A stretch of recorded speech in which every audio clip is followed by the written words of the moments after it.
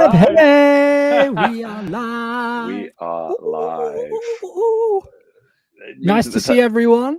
Welcome to the inaugural. Is that the right word? The Inaugural. first time, the inaugural. I'm just going to keep it simple. It's the first time. We are just checking that all of this works. The technology works. We're working. We're here. Thought of another word. Say that again. I thought of another word. Go on. It's like our Virgin Voyage.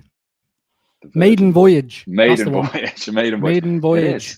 It is. On the airwaves. I feel like obliged to say to everyone that we are live and put it out there on social media. But it's a good testing point. It's a good starting point for us, isn't it, as well, just to make sure that we can do this. I think nowadays, isn't it, it's the number of webinars, live streams, live feeds. We can be part of that. We can class ourselves as doing a live stream. So technically, we can call ourselves streamers now. We could do, couldn't we? I've even just had a notification, YouTube, now live on your channel. It works. The technology works, Drew. Yes. We are doing well. If you get paid for this, you're a professional streamer. Now, that has been my dream job. Imagine, oh man. Was it gaming, though? Was it a gaming streamer? Yeah, of course. Look at the setup. Look at the chair. Woo! Never did you envisage yourself actually being streaming on a podcast, though, did you? Not when we first started this. That was... Do you remember the first time we did it?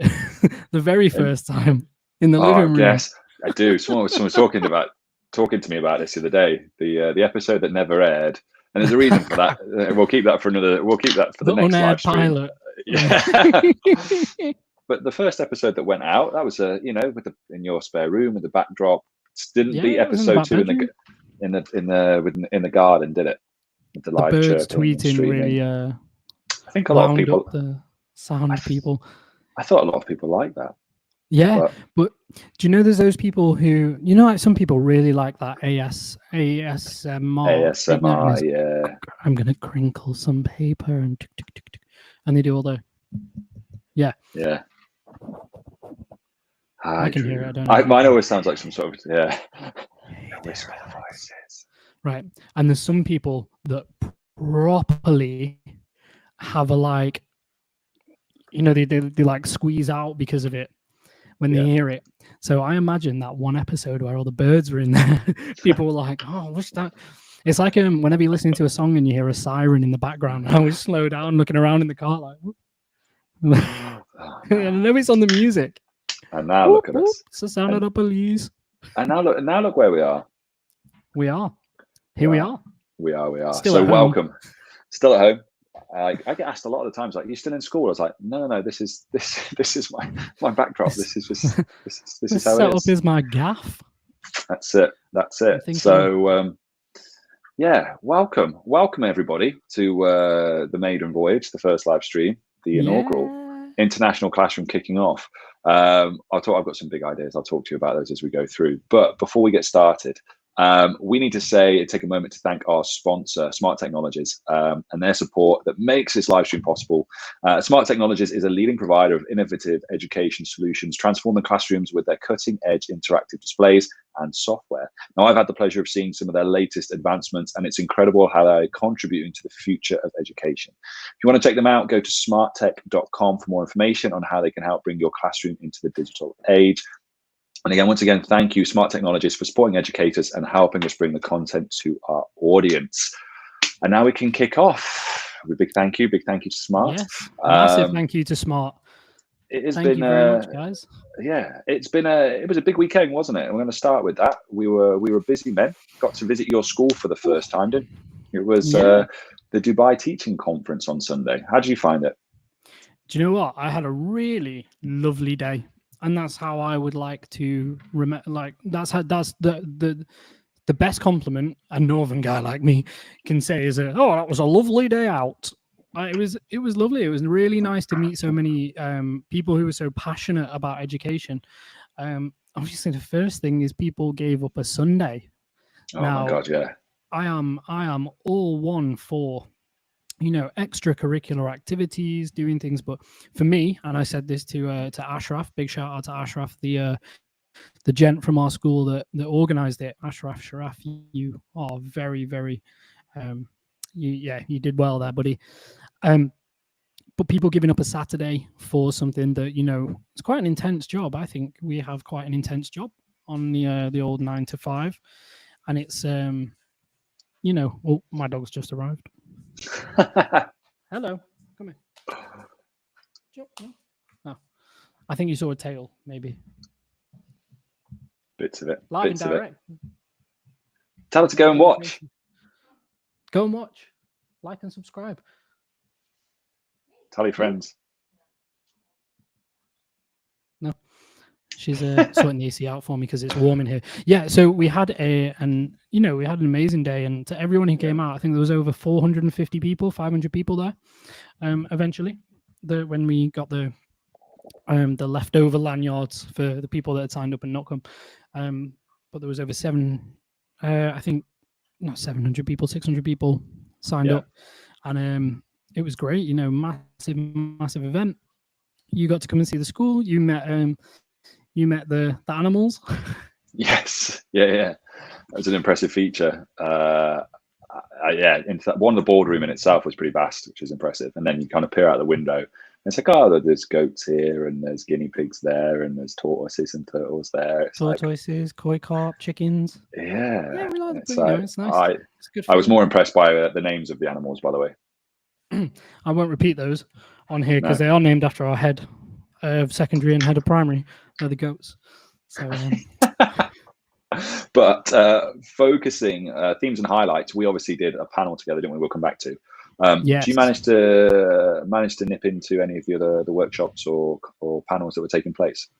Yeah, so I was fortunate enough to partake in the Ed Puzzle, the Ed Puzzle session by Vicky. That was great. Something I'm definitely going to try out. It's something I know you've spoken to Vicky at length about Ed Puzzle and some of the amazing features it can do. It was great to be able to practice that and do it firsthand, and kind of get to grips with that. That was lovely. And then there was obviously your private session, not private. That makes it sound sound weird. Your personal session that you did on your own is what I mean. You had your own event as well. Not the Tina Turner song. I don't know that one. Private dancer for money. That's about as far as I'll go with that, by the way. But that's the song. Just in case you want to go search it up, Tina Turner. I'm pretty sure, if my musical knowledge is correct, shows how old I am actually. I know there's a joke about was it in Dad's Army, Private Dancer? Oh yeah. Or was that Blackadder? Blackadder goes forth or Dad's Army? Can't remember. But there was definitely a joke in a TV show about Dad's Army. Very British TV that we're going on about there. But mine went well. Workshop was good. I was doing mine on Kaizen, which is something I kind of explain to the people. So Kaizen, I came across from the book Legacy, and the book Legacy is to do with the 15 characteristics from the New Zealand All Blacks. So I was hooked in straight away because it's obviously to do with rugby, but it's talking about the characteristics and the types of things that they incorporate into their team, and like really just fascinating work. And I think Kaizen was number 2, and it's basically looks about what do you want to keep and what do you want to change for better. So I think at this day and age, mine was Kaizen, emphasizing AI, about small incremental changes. So instead of planning like a whole lesson, you would go, let's do an activity, use some pedagogical strategies. And then we looked at how you can use it for data analysis. We looked at how you could bring it into a lesson for an activity, and just talked about a few different things. So yeah, it was really, really good. Enjoyable with the people that we had there. Sort of all sorts, had people from nursery up to people working at universities. So it's really good, and a lot of people reach out afterwards as well. So I don't know if you've had the same, especially from the panel. A lot of people reach out from the panel. Yeah, it's been. I was saying to Em earlier, my LinkedIn has never known so much love. It has been likes and changes. I've had more notifications from LinkedIn this past 2 days than I've had from like my private Instagram account in the past 4 years.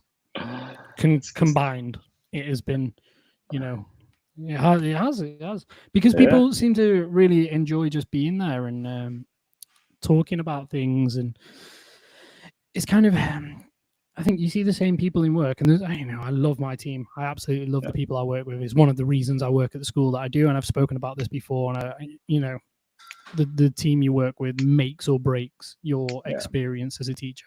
100%. That's why you and I get on so well and still do this after so many years, because you build a relationship with those people that you work with. But, and I will with a pop caveat, a little but at the end there. Yeah. You see those people every single day at work, in a working environment, and to get to speak to people with fresh ideas, fresh eyes, hear about other experiences. So there was a gent on our panel, Paul, who was coming at it from a pharmacist point of view and talking about how pharmacies and how future doctors and people going into those kind of professions can be supported by AI. And that is so far out of year 7 rivers. Yeah. That just to hear that and think, oh my God, there's actual, like, not that I don't think there is, but there's like real life applications of this stuff going on out in the outside world, and everyone else has got a handle on how to use this technology and elsewhere. It's crazy. Yeah, it was super interesting, like the panel in itself. So I was very lucky to chair the panel, and there was is it Sharon? I won't call Sharon, but Sharon from, I can't remember what one of the sponsors. That was it. One of the sponsors there, Paul from LF, and then there was obviously yourself, and then Tom Sale and Thomas Blakemore, both primary teachers from Kent. And so we had a real good mix, didn't we, in terms of primary, secondary, and then people who are producing the technology for it, utilizing the technology as they come through. So yeah, I think we must have had 100+ people like come and the crowd was so much bigger than I was expecting. I thought, we'll do a panel to be like 20, 30 people there. Nah. I'm kind of all right with that, same as a classroom, but there was faces in the rows going all the way back, and I was kind of like, ooh. I think we were like 15 rows deep, weren't we, in terms of going it was back. and it was lovely, and big competition, because the other panel that was going on was empowering women in education, and that's something I was not upset. Maybe upset. I really wanted to go to that panel and see. There's quite a lot of industry leaders there speaking about how their experience as a woman in the education sector has been, and where that's going in the future. And some fantastic educators on there as well. So Linda, who I know is at Bloom World, and then Morgan, who is I think down at Amity. She's fantastic. I've spoke with her a few times. Just it doesn't matter gender wise, but just fantastic educators, really interesting and thought leaders in their niche in areas of interest within education. So I was probably a bit the same. I would have liked to have gone to that. I was chatting with some of them as we were wandering around just before, but it's one of those, isn't it? Unfortunately, you can't always get into every panel and workshop, but it's good to have like follow-on conversations like this, isn't it, and address it and keep that conversation going, because there was some great people there. I was gutted. Like I think I can't remember pronounce her surname. There's Emily. I can't pronounce her surname. She's a history teacher, I think, at Repton. She's done a few. I think she spoke at the Research Ed event as well that we had recently here, just talking about like different forms of assessments, authentic assessments, and all sorts of really interesting things. But I wasn't able to get along to that one. But that's one of the benefits, isn't it, about being here, Dubai living, talking about education sector and professional development here in Dubai. Because there's so much going on all of the time. There's never really a time that there's never really a weekend, or at least maybe not every weekend, but at least once a month, definitely once a month, there is something going on for you to be able to get involved with, to be able to, you've got the guest conference, you've got the Dubai teaching conference, there was the Abu Dhabi teaching conference a few months ago, or last month I think it was. There's always something to do if you're interested in networking, interested in meeting people, and it's not ever just people from Dubai, because Dubai, we've said this time and time again, Dubai is a small place when it comes to education. Everybody knows everybody, or at least everybody knows someone that everybody has worked with or is working with or principal of . but it's the region. You get people there from Bahrain, from Saudi. We had delegates come in from Jordan. There was, it was a proper big event. Yeah, it really was. I think I was a little bit surprised because I arrived probably about 10 to 8 in the morning. Thought, it's plenty of time, and the car park was just full. I was Someone like, had nicked my parking space. If you're out there watching, does it have your name on it? No, but it's got my staff number or my You expect them to know that? Nah. Oh yeah, I suppose. Oh, does it got your name on it? No, they're all just sort of Specially reserved. parking bays, parking numbers. I mean, no, our principal got her parking spot, but I imagine she was there very, very early in the morning, because she was working hard. Yeah. There you go. See, she did great. Talking of that, actually, the keynote speakers. That's one thing I think we need to. So that's where. Whoo, how amazing were our students? Oh, I'm gonna like full on take a proud moment there, because I reckon our students, our Emirati ambassador. Oh yeah. I won't say any names or anything, but our Emirati ambassador delivered an absolutely exceptional speech in Arabic, fully written himself. Fantastic delivery as well. And then three of our students from years 9 and 10 absolutely nailed it. I can't explain it any better than that, really. They did, all four of them. So there was 3 together as a joint speech, and then our Emirati ambassador, our heritage leader. The 4 of them absolutely nailed it. And I think you could tell from the round of applause and the kind of general feeling afterwards, they were excellent. I won't say any more because I'm just gloating there, because they were fantastic, and I could beam with pride all day. Very much so. They were. I mean, we had 2. There were 2, obviously, ex-Great Britain gymnastics, and they spoke well. And obviously, their story is inspirational for the story of resilience and the learning journey that we're on. And I think that was an important message to have. And it was a really nice touch. I remember speaking with your principal, Zara, afterwards, and she even said, we go to all these things and we have teachers talking about education as keynote, but to have that it was great. Actually, it was like, because he kept it a secret. They didn't say on the information what it was going to be. So to have that was awesome. But yeah, the students talking, I think that for a lot of people I spoke with there was like, that was the icing or the cherry on the cake, as it were, because they spoke so eloquently, and it was to do with their wants for the future of education. And to some extent, and I completely agree, because I have these conversations with my students, talking about the fact that it's almost AI is being thrust upon them, and technology, these things are being thrust upon them, and they feel like they don't almost have a voice in the conversation. So to have that and to listen to them about what they want, I think my key takeaway from that, and it was something funny enough that Jason Gullier said, was about experiential learning. Like, we want experiences, and I took away from this authentic assessment, ones that can relate to the real world. And that was my big takeaway. And something I've been looking into today, actually, about authentic assessments. And that for me, that stood out. They were phenomenal. And they gave certain praise to a geography teacher. I thought they were talking about your head of secondary to start with, Mr. Hoyle, but turns out, I know. And you didn't even pay them to say that. That was the first time I'd heard their speech. So there was one of our English teachers. In fact, my counterpart, I've talked about her before, Rebecca Ricketts. Yeah. She's fantastic. If you've got the time and you want to listen to someone who knows everything there is to know about English, oracy, and supporting reading in the classroom, teaching and learning techniques like that, do go and listen to Teachers Talk Radio, because Rebecca Ricketts is phenomenal with that kind of stuff, and she is my counterpart in the teaching and learning lead of our school, and she helped curate that speech.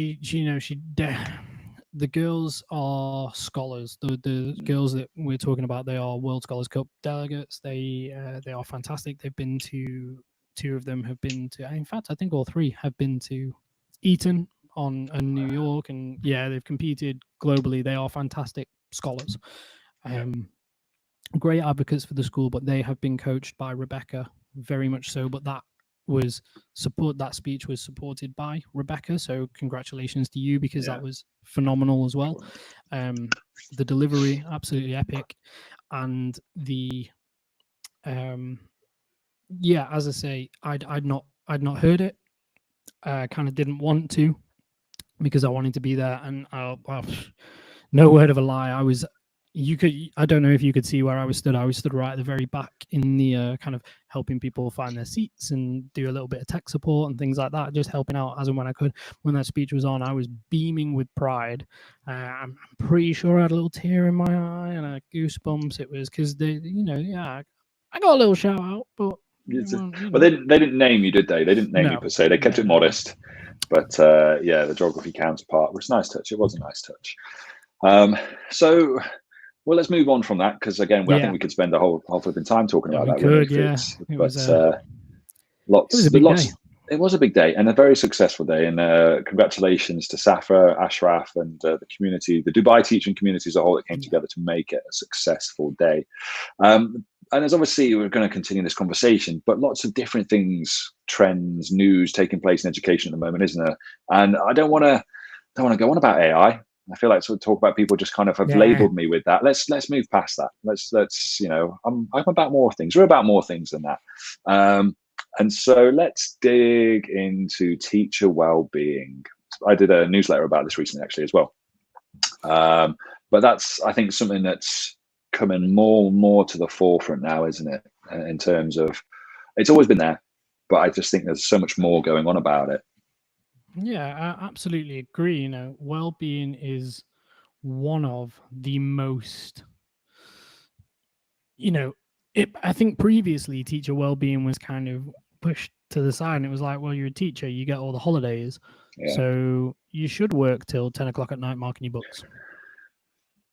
I think that's very much the stigma that was attached to it, not only from schools, and I certainly think of a school that I've worked for in the past. It was back in the UK. I don't think I actually don't know anyone that worked there before, but I'm actually linked to anymore. So it was a factory almost. It was, you would work all weekend marking your books, make sure everything was up to date. You'd spend all day planning. You'd make sure there was no free periods to be able to get your PPA time, to get your marking done, to get your planning done. It was, it was a treadmill. It was a constant treadmill. And you kind of say, oh, is there anything we can do to help us out a little bit? Like, oh, you got holidays and we pay you. And you're like, oh, okay. Great. I'll carry on, shall I? Yeah. And I think now, as you rightly say, the landscape is shifting to happy teachers make happy students, is my view. If you got a cohort of teachers that are incredibly happy, want their students to do well because they're invested in the school, invested in what you're trying to build, they, kind of writes itself. It's the Richard Branson effect, isn't it? Yeah, very much so. And thinking, like, he's obviously unique in the size of the company and the team and everything he employs, but happiness is one thing, and energy is also another. And understanding the importance and significance of that. Like, we had, and I never realized this actually, I don't know if yours is the same, but we have in our contract, we are allowed a well-being day. And I know a friend of mine who is at another school here, they get 2 Fridays a year, which I know people go, oh, but it's like, actually, that's a significant, the fact that you're going to get, if I want, a Friday off here or a Friday off there as a well-being day, like, that's a significant step forward. Because, someone asked me today, how long have you been in Dubai for? I said, just finishing almost 9 years. And when we first arrived, I remember leaving to go to school at like 6:30 in the morning so we could get just working, because you don't get that hour beforehand like you did in the UK to sort things out. And I remember they would be going there and then coming back at like 7:30, just working, marking, planning, working, marking, planning. It's like, it was a never-ending sort of that wheel. I don't think they do that now, and I hoped that most people, teachers, aren't doing that. Those sorts of times, I hope, but the reality is, I bet they are. So, yeah. I mean, let's there's certain times of the year that you do. Yeah. Let's be real. Assessment weeks, just after assessment weeks. All right. If you're me personally, I like getting my kids the results straight away, and I want my team to be able to do the moderation straight away, so that it's fresh, it's still in your mind, and then you can get the feedback done, you can get the review done. If you do a review lesson, whatever it may be, like dirt time, that kind of stuff, you can get all that done very, very quickly, and then get back to the teaching. And is a kind of a stop, pause, reflect, and take that time, and take a if you can use it effectively and take a good amount of time to reflect on the learning, look at what mistakes may have been made, look at what we did well, how can we utilize that next time, but the kind of faster that you might do that. Me, I like, as soon as an assessment comes in, I mark it that night. But that's just the way I am as a teacher. I'm going to put myself under that pressure because I want it done. Yeah. That's a personal thing. I'm not ever going to push that on anybody else. But for me, get it done, and then the next lesson, while it's still fresh in the students' minds, I think it has the most impact. Okay, you sat that test yesterday. You did a quick exam question yesterday.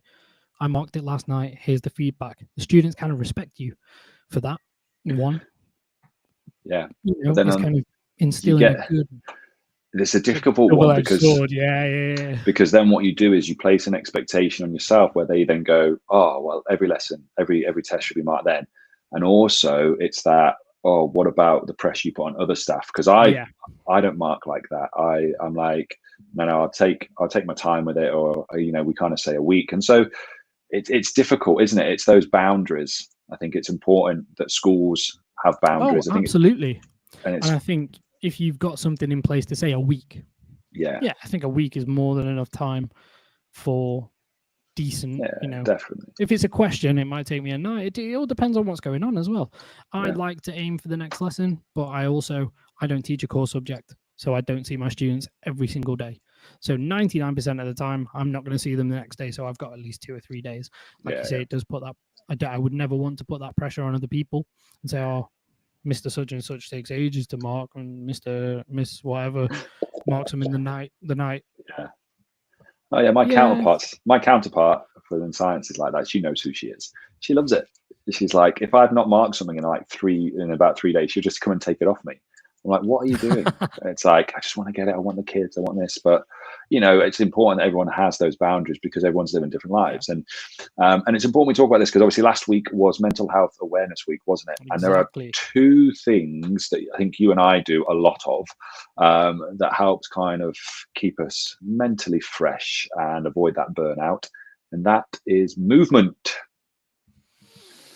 I knew it. I knew you were going to do that. I knew the flex. You're just stretching. He's not flexing. He's stretching. I had to visit the vet earlier because these are some sick swans. I thought you were going to say I had to visit the vet because these pythons have a dictionary stuck in there, so defined. Look at that. You too. I actually, hence me looking sweaty as anything, for us to get here by 7 o'clock. I had a quick workout from 6 till 6:45, and I text Alex the most random thing, just like, I'll be there, don't worry. I'm not going to reply to you, but I will be there. Just don't worry. It wasn't even that. It was just like, I'll be there, I just won't answer. That's what you said. I was like, what? Oh, I meant, yeah. And that's why I said to you. Text me saying I've sent a link, set us up, I'm not going to answer you because I'll be sweaty, and I can't. When you've got the phone and you sweat on the phone, and it's horrible. No, I don't. I watched something the other day. It's like, how do you know if you would near like a gym rat? And it's like, phone wise, this was the thing about it. Phone comes out of the pocket, you just throw it on the floor. It's like, that's me. That's me. Like, there's a towel there, but I take it out of my pocket, just throw it on the towel. I'm like, throw it on the towel because it's not going to break because it's hitting the towel and the towel's soft. Yeah, can't have it in my pocket and just too much movement, too many things going on, just getting in the way. That's it. It's because my shorts are too short. Short shorts. Your shorts might be, mine are not. No, gone are those days, my friend. Gone are those days. You're looking good though, considering you're 55. I know. Soon to be 56. I'm trying my best. Trying to get my hours of sleep. I have to actually shave a proper full-on shave the other day. I say the other day, I mean like last week, and it has grown Still back. And I'm trying to get rid of this two-tone line I've got, like a badger. I love it. I actually think, honestly, this. I can't wait to, one, grow a proper beard, and two, get the white. I've started getting them here. There's like 4, and every time I see them, I'm like, see you later. Yeah. This is why I've got a ring light above me, because it makes all the grey look blonde. So all this that you see that looks light actually is just, yeah. I don't know. Get close up enough, it's pretty dark. No, it's peppered. It's well peppered. I don't mind. I can take it. You're looking great, but yes, I think that's one of the biggest things out here is having the time and making the time to go and do stuff that isn't work related. I'm a self-proclaimed workaholic at times. There are, like I said, crunch times, inspection time, assessment time. I'm on it. At work, I like it. I enjoy it. I enjoy planning lessons. Actually, I love planning lessons, and I like messing about with spreadsheets. That's what I find fun. Right? Not everyone's like that. Not everyone's a weirdo like you. Spent too much time with Brian if you like messing around with spreadsheets. Yeah. Well, leave that no comment. And our head of assessment and data, I share an office with him, and he'd be like, "Look at this! Oh my God, did you know this?" And my best friend back home is an accountant. And when I was back home, this is how sad I am in terms of this. So I was back home over the summer, and we sat down for 4 hours. We had a couple of, we had dinner together and had a few lemonades and sherbets. Yeah, sherbet lemonades. And we sat down, and he built me a whole like spreadsheet for weighted assessments, like weighted marks. So all I do is when I mark stuff, I put it in, and it does the weightings for me and comes out of a grade at the end. It is so good.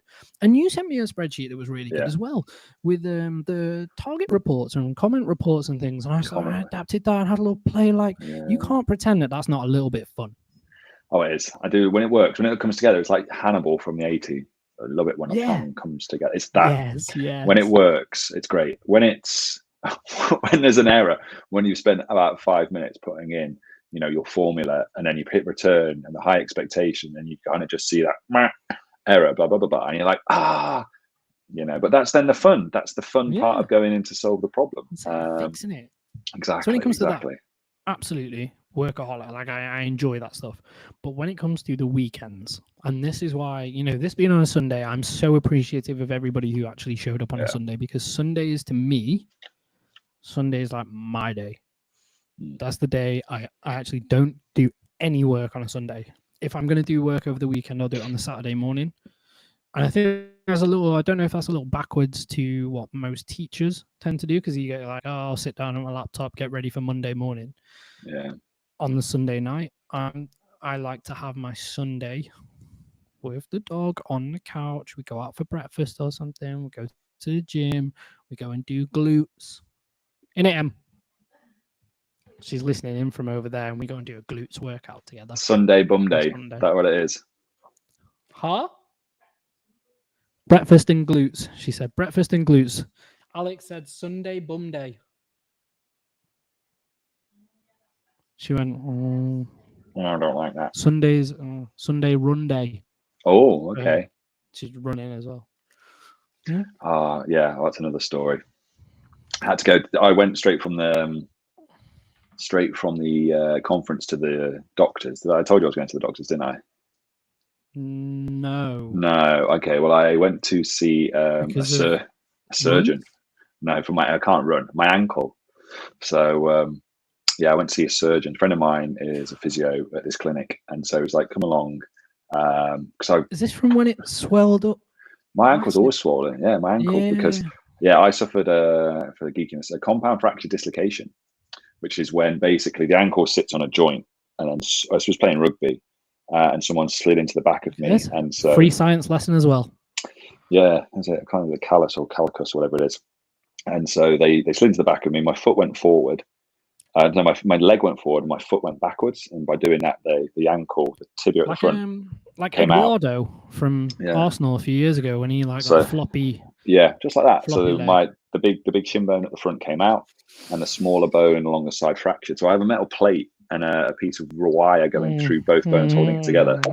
So I've had issues. It's 14 years. I've had issues, getting worse and worse and worse. So I went to have it X-rayed, and the guy was like, so it's good news and bad news, but generally the bad news is it looks like it's it looks like it's arthritic from the trauma, the spacing between the actual bone and the ankle.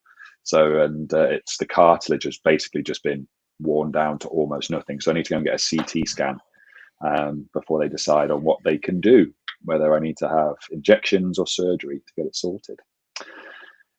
So yeah, I'm a bit nervous about going running now, because I'm just like, I'm getting to a point where the guy was like, we might have to fuse the joint. And I was like, oh, or a joint replacement. I'm too young. It's like 40. So the joint replacement is just not, they don't last long enough. It's like, it's not what you want. No one gets the ankle joint. Who gets their ankle joint replaced? Hip joints, knee joints, yeah. An ankle joint. I don't even know if a few people that have had like hips replaced recently as well. Maybe it's just the age I'm getting to. I know more people who are getting hip replacements. Now you know we're all over that 40 barrier. So we shall see. Watch this space. I will let you know in the next one, because I need to go and get the CT scan organised, and then they can tell me from there. So thanks, man. We need to pick this up. That's a bit of a downer, actually. Oh no, yeah, go on. Just like bloody hell. It's like an episode of Casualty. But this is another thing in terms of benefits, in terms of how we go about well-being, is about talking it out. We've got to talk it out, haven't we? And so you need that. Downs. Even the downs. You need a troop. That's what they say, a troop. I think that's the best way to describe it in terms of. I feel like if you've got a good troop, especially out here, that's a really good way of saying it. Yeah, a good troop. I like it. If you've got a good troop out here, life is glorious, isn't it? Yeah, I mean, especially even, like, you think our friendship group, we got a good troop of guys who we can, and we can, guys. I'm having a really rubbish weekend, or I've had a really rubbish week at work. Any chance we can just catch up? Let's go play paddle, or let's go to the pub, or let's go whatever it might be, whatever your outlet is. Yeah, let's go do one of that and call them up. And if it is because something like rough has happened that week or whatever it is, talk it out, and you have your troop. And I think because you don't have your family out here, most people don't have their family out here that are expats. No, that's like super. Yeah, and that's one of the things, isn't it? Like, we're May 21st. There are less than seven teaching weeks left before we break up.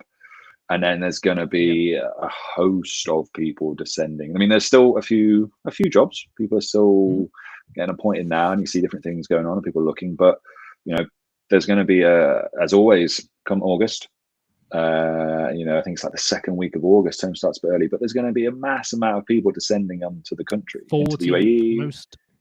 Most flights from the new recruiting will be on the 14th, 15th. So if you are flying back into Dubai during that time, do think about maybe spending a little, Dubai airport's amazingly efficient, but it might take you a little bit longer during those couple of days, because everyone will be coming back then.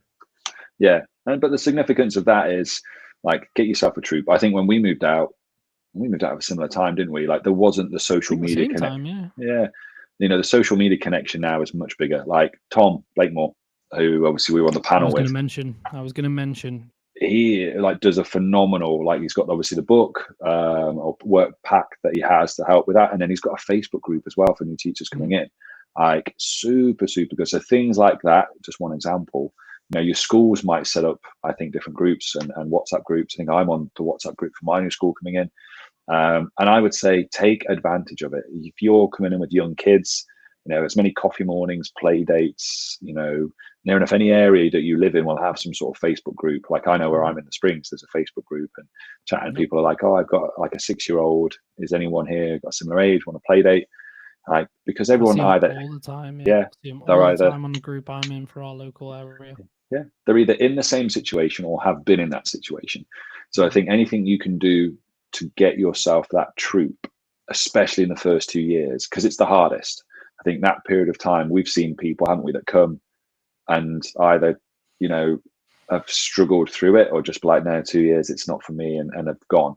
But if you and then can, wanted to come back because they yeah, realize, oh, you know, actually, it's hard, isn't it? You got to see yourself through it, because once you're here, working and living in Dubai as an educator, it's pretty sweet. Let's be honest, isn't it? I mean, we've just talked about the benefits of professional development and all the free things. Like, we didn't even mention Collab UAE, like you know, that Tom Sale again was on the and shout out to you.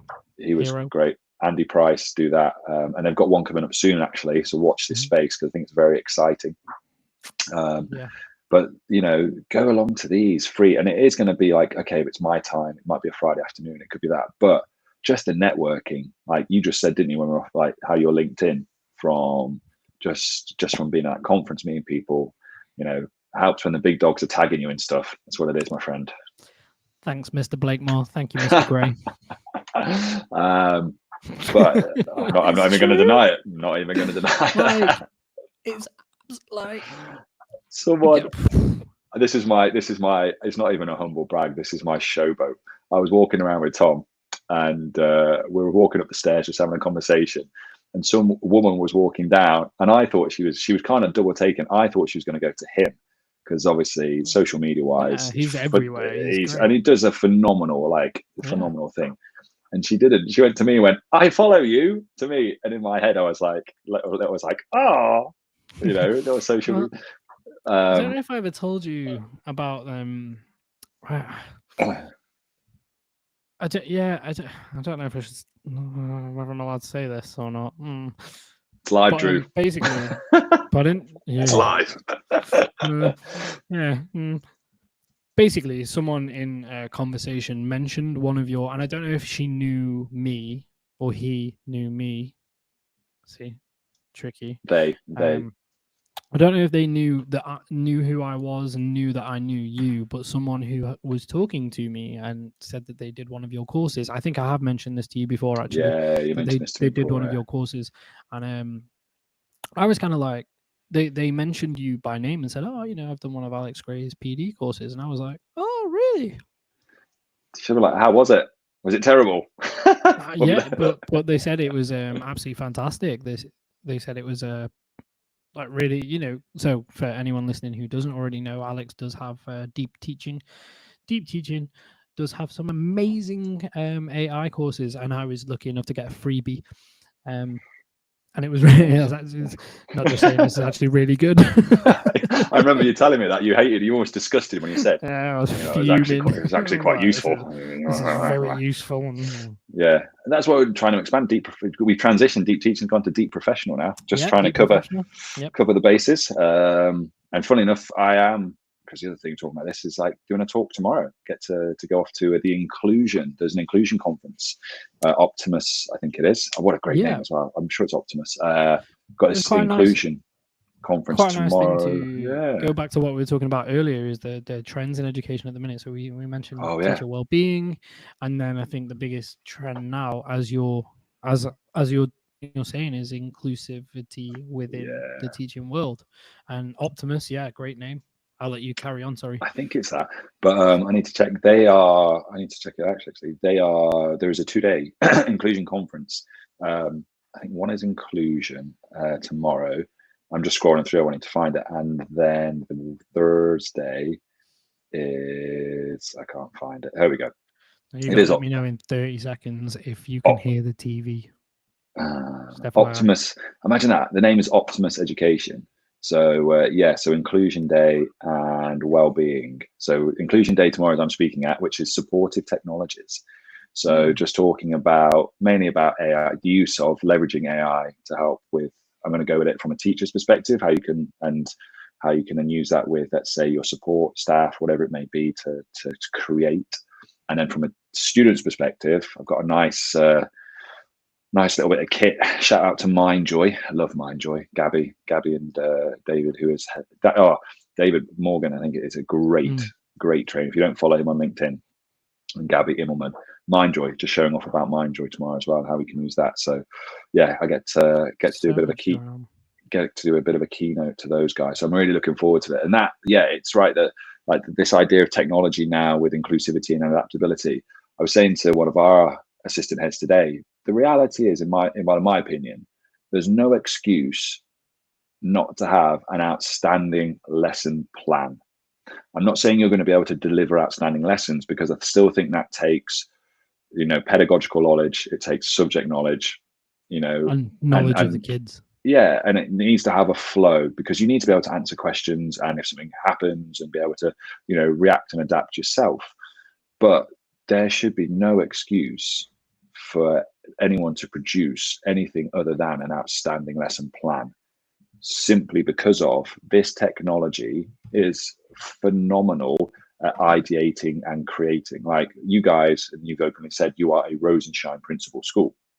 It's like, well, that is, you think about how old that research is. That's in every AI's knowledge base. And now with the new, obviously 4.0, where you can go directly into the internet with this, you can have access to it. And if you said, I need to incorporate, the fifth principle, which I think is questioning. If you need to do something about that, you'd be like, I'm just going to ask it to ideate. I've got this. I want to bring this in. It's like, for me, it's just, and this is a guy, Paul Matthews, talks about this, it's about better basics.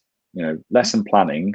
What's some of the things you taught as your PGCE and as you train to be a teacher? Is about how to construct and plan a lesson, how to make it flow, how to bring pieces together, how to adapt it, differentiate it. It's just, for me anyway, I think with that, there's no excuse. It's just more about giving teachers the training and then opportunities to do it, and just go, let's use it to be better at the basics. But there's so many programs out there that are built for you to be able to create that inclusivity.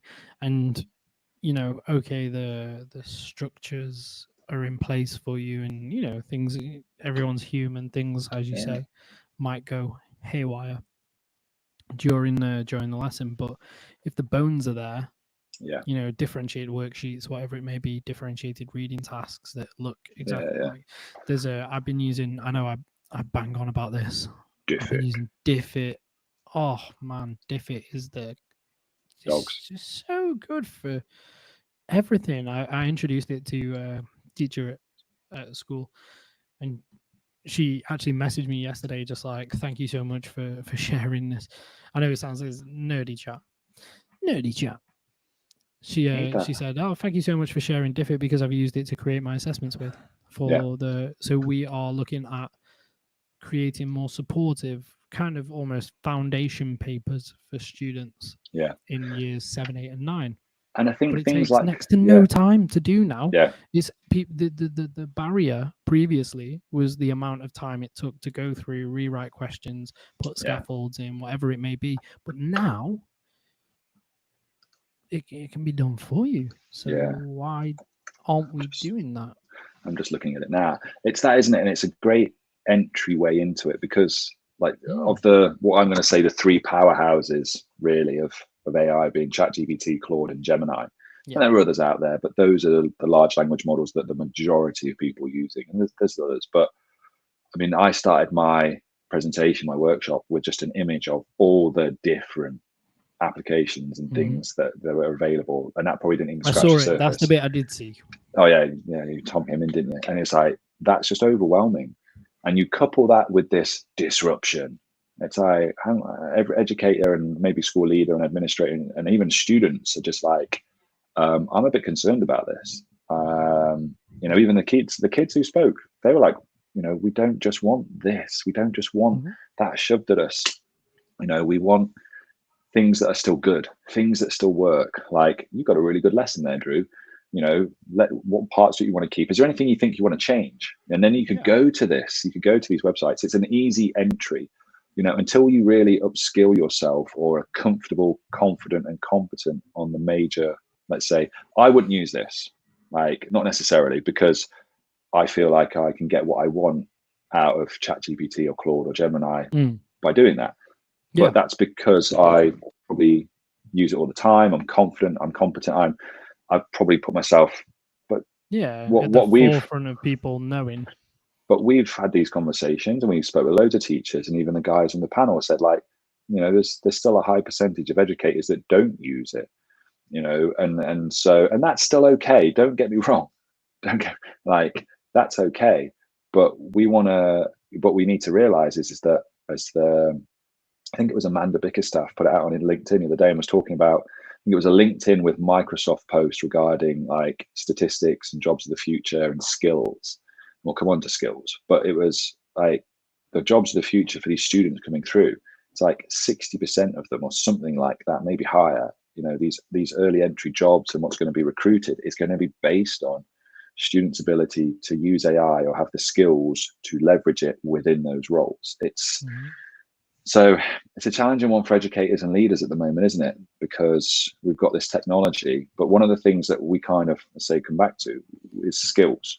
Whether you want to call them, I don't know if some people like the term soft skills, some people dislike the term soft skills, but more and more posts, I think, and people coming to the forefront regarding skills. And I think you mentioned it a little bit when we did the panel as well. So, I mean, obviously geography, a whole range and different things, but, from where you're coming from, like thinking about this as the emphasis on skills, what do you think is going to be important? I think adaptability, resilience are going to be, as you say, if we are talking those kind of softer skills, like I can't imagine wood whittling is going to be the skill that's needed of the future of AI, if that makes sense. Like the kind of physical skills, obviously those jobs are all super important, and artistry and creativity, and I think things like this hand painted vase, those kind of things are going to be worth way more in the future because everything will be mass produced and da da da da da. Yeah. But when it comes to the skills, I think adaptability and openness and willing to change, willing to try the new, and the resilience of failing if you are trying something is going to be way more important, because these things aren't always going to work perfectly. And we're seeing that now. They don't work perfectly. But then the research skills to check, because I've had it a number of times where what I've typed into ChatGPT, if I've not followed like Dan Fitzpatrick's prep algorithm, I might just go, give me an answer to this quickly. And I like to play beat the AI with students. Like I'll type in a question and get them to I'll type in a question to that, get them to answer the question and say, come on, can we beat ChatGPT based on what I want, based on how you should be getting full marks in a question or whatever it is.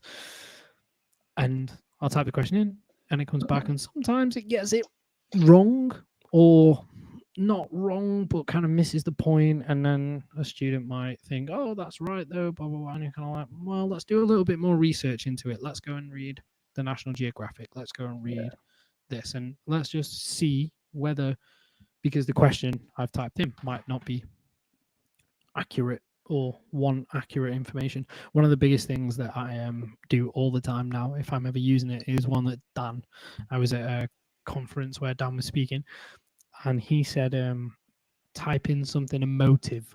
So say like, my job really depends on this, and I'm going to get fired if it's not perfect. So please, please, please make it really, really good.